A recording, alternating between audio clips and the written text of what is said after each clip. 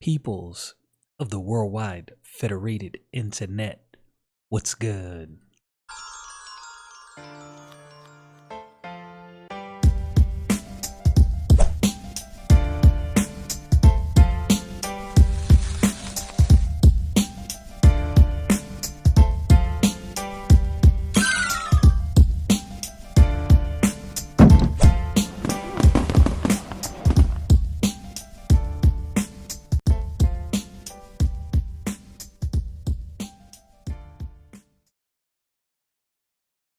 All right, here we go. As you can see in a different background today, traveling.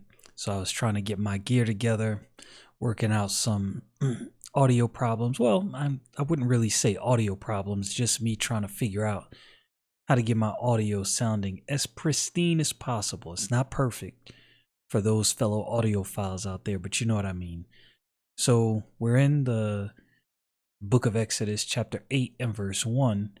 And as I see something Pharaoh did, it made me think about myself. As I said, I'm looking at the Old Testament, especially more, introspectively. So I'm not so much looking at it and thinking about how, oh, why did these people do X, Y, or Z? I'm looking at it and thinking, man, I'm exactly like this.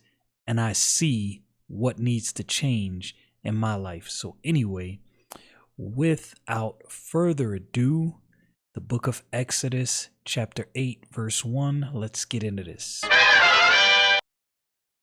All right. And the Lord spake unto Moses,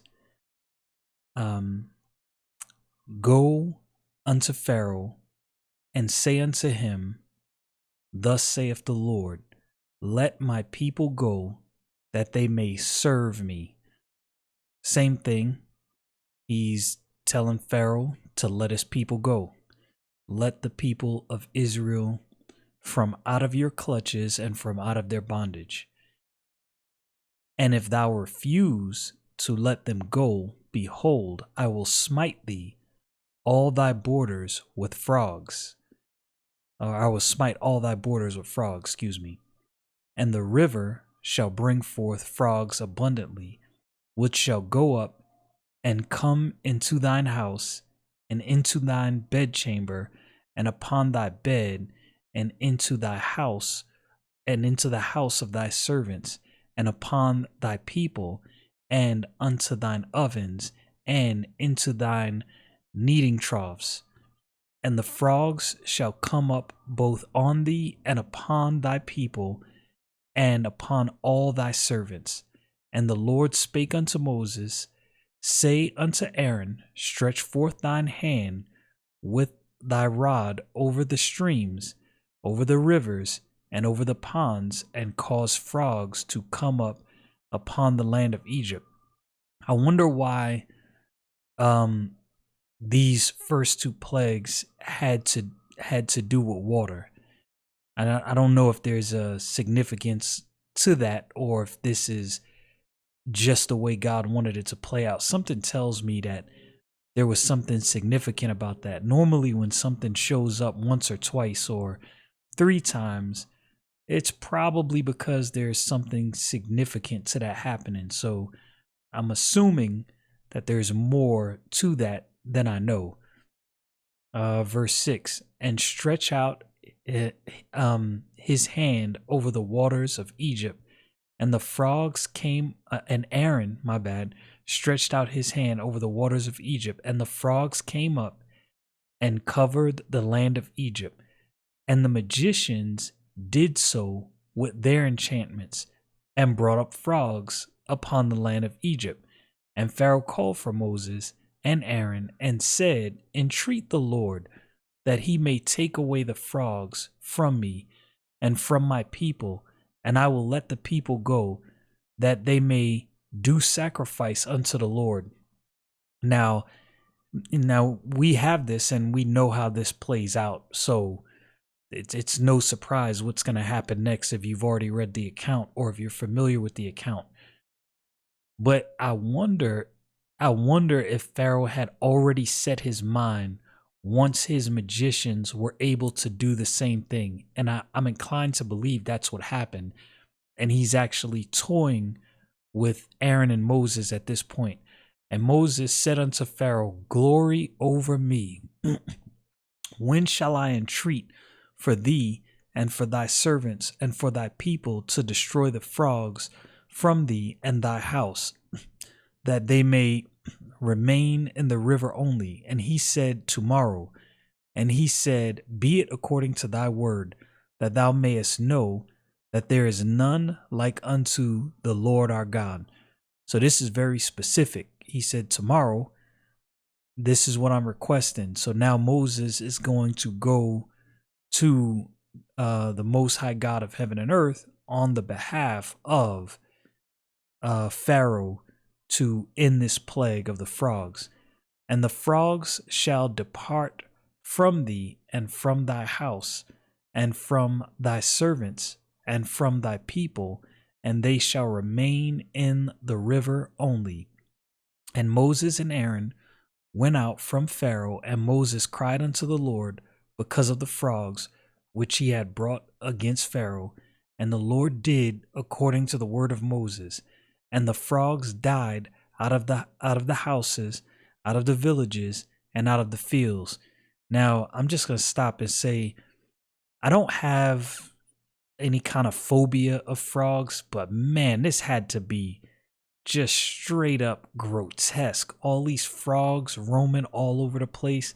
Yeah, that would have got under my skin, like really got under my skin. Verse 14, and they gathered them together upon heaps, and the land stank. Yeah, I know that was a stink smell. But when Pharaoh saw that there was respite, he hardened his heart and hearkened not unto them, as the Lord had said.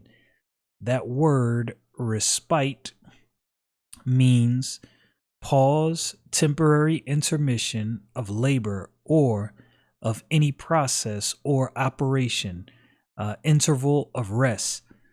So God had, paused on this plague of frogs, and Pharaoh saw that and turned on his word. Now, I think that he had already turned on his word when he saw that his magicians could perform this thing as well.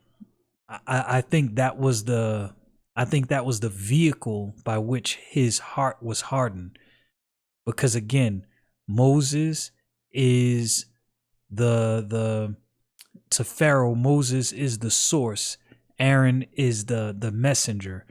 So from Pharaoh's vantage point, he's saying, yo, if this is something that you say your God is the true and living God, the Most High God of heaven and earth, and he's the one that's doing this, well, my magicians can do the same thing. So, maybe he's not so powerful. This is probably what was going through Pharaoh's mind. As crazy as it sounds, as I said before, thinking about how Pharaoh was brought up, it definitely was crazy, but was his conclusion unreasonable? Well, humanistically speaking, nah, it wasn't unreasonable. But from the vantage point of God, yes, it was definitely unreasonable, because everything Moses is sent to do by God is happening. So that should, at a bare minimum, that should have gave him pause to say, maybe I need to give some consideration to what he's saying. Let's see, where was I at? Okay, I'm at verse 16. Okay, so Pharaoh hardened his heart in verse 15 and verse 16. And the Lord said unto Moses, before I stop, this is what I wanted to get at. I almost forgot my thought. So when I read that, I thought about myself, and I thought, I cannot even judge Pharaoh piously as though it's so odd that he did this. And this is what I mean. How many times I have done this in my life. Now, maybe you haven't done this in your life after getting saved, but I can tell you with 100% assurance, I did it in mine. You have some sin, something you struggle with. You pray, you ask God to forgive you. God begins to bless your life, do some things, help you out, and then you go right back and do that thing again, right? You feel bad, you feel terrible, you go to God again. God, please help me get over this. Bless me, encourage me, whatever. God blesses you, encourages you, helps you, and then you go right back to that sin. I'm not going to say every believer has done that in their life, but I have. So I can't speak for anybody else. And that's why I say when I read these things, all pride is removed. Complete humility. I'm reading this and I'm thinking to myself, yep, I can see exactly how he could do that because I've done the same thing in my life. That was kind of the thought I had, and I almost passed that and forgot about it. All right, verse 16. And the Lord said unto Moses, say unto Aaron, stretch out thy rod and smite the dust of the land, that it may become lice throughout all the land of Egypt. So dust of the land is going to become lice. It's getting real hairy out here in these streets, these Egyptian streets. And they did so, for Aaron stretched out his hand with his rod and smote the dust of the earth, and it became lice. In man and in beast, all the dust of the land became lice throughout all the land of Egypt. Now this would have 100% without hesitation made my skin crawl. 100%. Verse 18, and the magicians did so with their enchantments to bring forth lice, but they could not. So there were, let me read that again. Let me back up. Got ahead of myself. And the magicians did so with their enchantments to bring forth lice, but they could not. So there were lice upon man and upon beasts. So his magicians now do the same thing. Then the magician said unto Pharaoh, this is the finger of God. And Pharaoh's heart was hardened, and he hearkened not unto them, as the Lord hath said. So now even his magicians recognize, all right, we have reached our limitations. And this is what I thought also as I got to this. We view the world so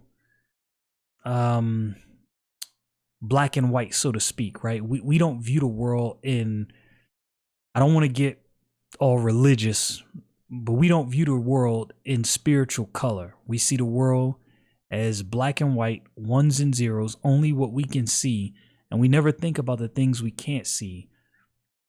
Think about the fact, consider the fact that his magicians were able to do some of these things that God had commanded Aaron to do. Think about that. Where did they get that power from? Now we know that God has all power. We know this. But where did they get this power from? Under what authority were they doing this? I have my thoughts, and I might come back to that. But I said all that to say there are things at work beyond what we can see, and sometimes we don't consider that. And I think we do that to our own hurt, right? There's more to the world than meets the eye. And the Lord said unto Moses, rise up early in the morning and stand before Pharaoh. Lo, he cometh forth to the water. And say unto him, thus saith the Lord, let my people go, that they may serve me.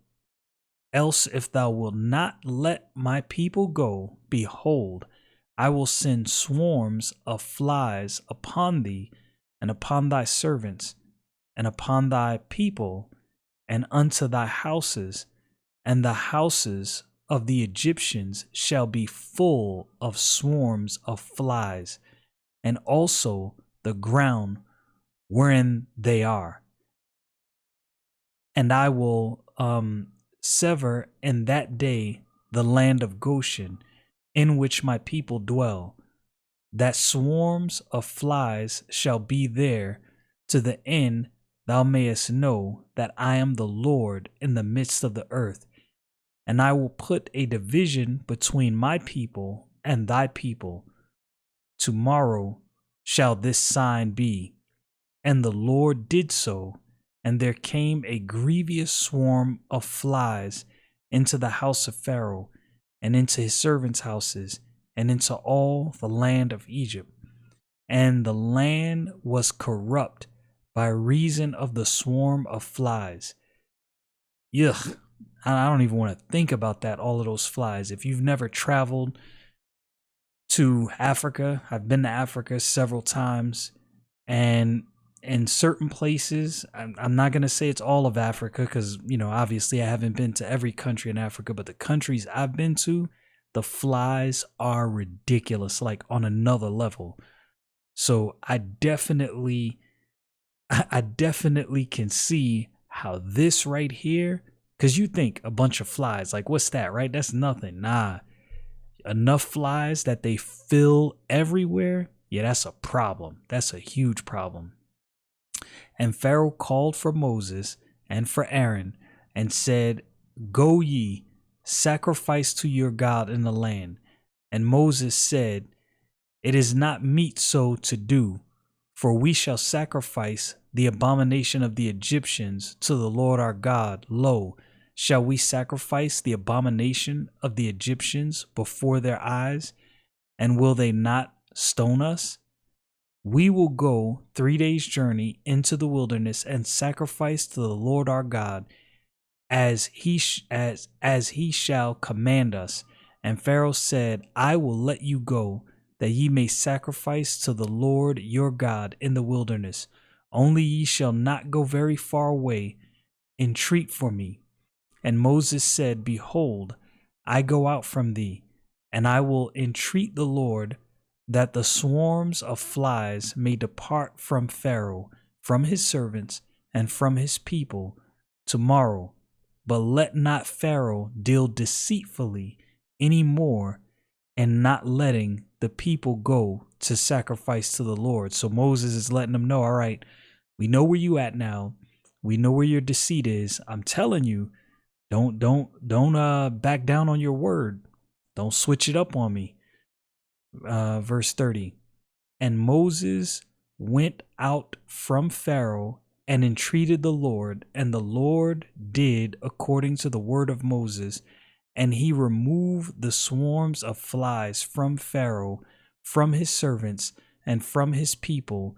There remained not one. And Pharaoh hardened his heart at this time also, neither would let the people go. Again, I'm not going to come down on Pharaoh super judgmentally, because I have seen in my own life, I have witnessed with my own eyes, me do this same exact thing. God brings me out of a situation, God brings me through something, and I go right back to the thing I prayed and asked God to deliver me from.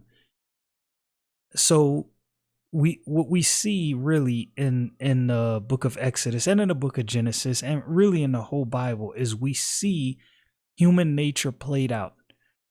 We see how humans react to God.